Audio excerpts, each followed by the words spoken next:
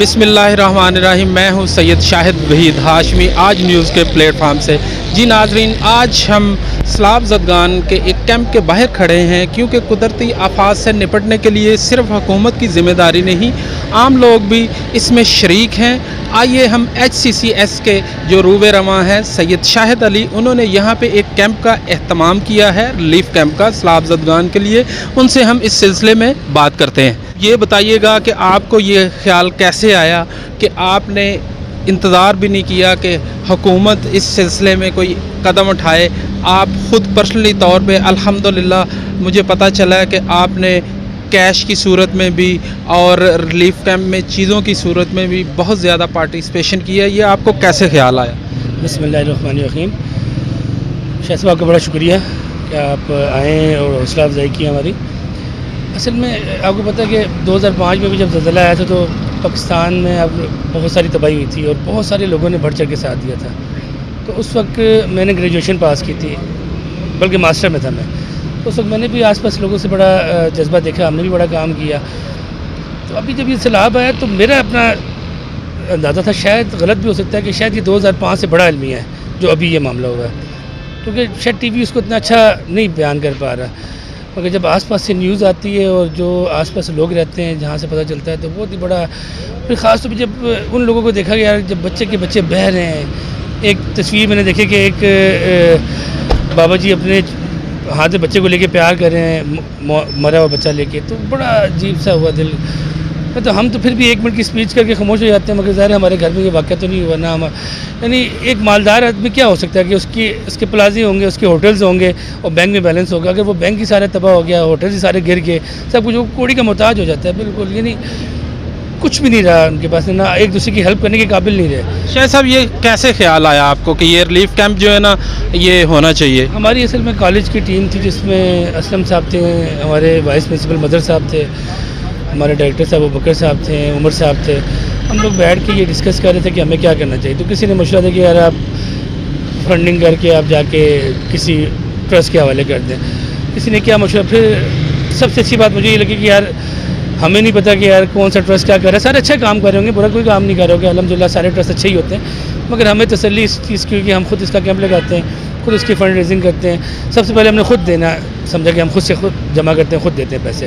पहले हमने खुद पैसे दिए, फिर लोगों से डिमांड की, अपने स्टूडेंट्स को भी बताया और ये कहा कि यार कोई कंपल्शन नहीं है, अगर आप 5 रुपये भी देंगे तो लाजमी दें। अभी इससे पहले भी एक चैनल को मैं इंटरव्यू दे रहा था, मैं बता रहा था कि सुबह एक मजदूर यहाँ से गुजरा, मिस्त्री, हाथ में उसकी बिल्चा था और जा रहा है और 100 रुपये इसके अंदर डाल रहा है आगे। तो मैं यहाँ से अचानक गुजरा हूँ तो मैंने रुक के अपने वर्कर का मैंने कहा देखिए यार कितना जज्बा है, ये 1000 रुपये दिहाड़ी के लिए फिर रहा है, मगर 100 रुपये उनके लिए भी देके जा रहा है जो उसको पता है कि वो हमसे ज़्यादा मजबूर लोग हैं ना। अच्छा शाह साहब, मैंने सुना है आपका प्लान है नौशहरा या चार सदा इन इलाकों में जाके ये चीज़ें डिस्ट्रीब्यूट करने का? हाँ, मेरी असल में पूरी कोशिश यही है कि मैं आप लोगों भाइयों को ना राज़ी करूँ कि आप लोग हमारे साथ हों और अपनी एक पूरी टीम बना के ना डिज़र्विंग एरिया में ख़ुद जाके देख के, जहाँ पे वाकई जो डिज़र्विंग लोग हों, और वहाँ लोकल लोगों से भी जो मेरे अप्रोच के लोग हैं, जो आपके भी अप्रोच के लोग हैं, उनसे रब्ता करके जो हमें ये निशानदेही भी कराएं कि यार ये वाकई डिज़र्विंग है और ये ज़रूरतमंद है, इन्हीं की हेल्प की जाए। अच्छा शाह साहब, कब तक आपका प्रोग्राम है जाने का? वैसे तो कैंप हमारा 2 दिन चलेगा, उसके बाद फिर हमने कोशिश करनी कि जो हमारे अपने भी अल्हम्दुलिल्लाह रिसोर्सेज हैं, जिस तरह मेरे कुछ रिलेटिव में बड़े अच्छे लोग हैं, खाते पीते लोग हैं, उनसे भी फ़ंड जमा करेंगे। फिर एक हैंडसम अमाउंट लेके फिर हम कोशिश करेंगे कि उस करीब के एरिया से ज़्यादा परचेजिंग करें ताकि चीज़ें नज़दीक से अच्छी मिले और ख़राब भी ना हो। और उसमें 1 हफ़्ता ऑलमोस्ट लग सकता है, तो उसके बाद हम इंशाल्लाह खुद जाएंगे और ख़ुद देके आएंगे। वहीद खान साहब, आप क्या समझते हैं कि सलाब ज़दगान की मदद के लिए कौन से लोगों को सबसे फ्रंट फुट पे होना चाहिए? हर बंदे को होना चाहिए, कौन से नहीं, हर बंदे को होना चाहिए। आप, मैं, ये सारे जितने भी हैं, क्योंकि उनके साथ तामन करेंगे तो वो कामयाब होंगे।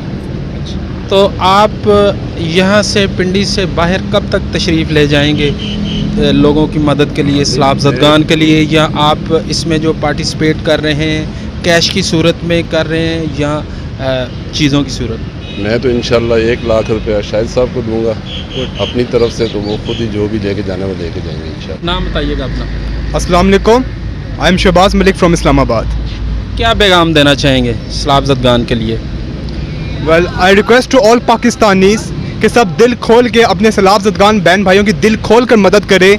कहा जाता है ना कि है ज़िंदगी का मकसद औरों के काम आना, दर्द दिल के वास्ते पैदा किया इंसान को, वरना अल्लाह की इबादत के लिए तो फरिश्ते भी बेशुमार हैं। आपका जज्बा तो बहुत ज़बरदस्त है। तो क्या चाहते हैं आप भी सैलाब ज़दगान के जो कैंप यहाँ पे लगाया गया है और इसके बाद पिंडी से बाहर चारसदा या स्वाद इन जगहों पे जाने का आपका प्रोग्राम है? जी इंशाल्लाह ज़रूर प्रोग्राम है, और सब पाकिस्तानियों से ये रिक्वेस्ट है कि अल्लाह ताला ने जितना भी आपको जितना भी अता किया है उनमें से कुछ हिस्सा आप गरीब अब इन सैलाब ज़दगान भाइयों के लिए आप ज़रूर कंट्रीब्यूट करें। इन सब सैलाब ज़दगान को अब सब पाकिस्तानियों की बेहद ज़रूरत है। नहीं, इसी के साथ अपने होस्ट सैयद शाहिद वहीद हाशमी को आज पाकिस्तान न्यूज़ के साथ इजाज़त दीजिएगा।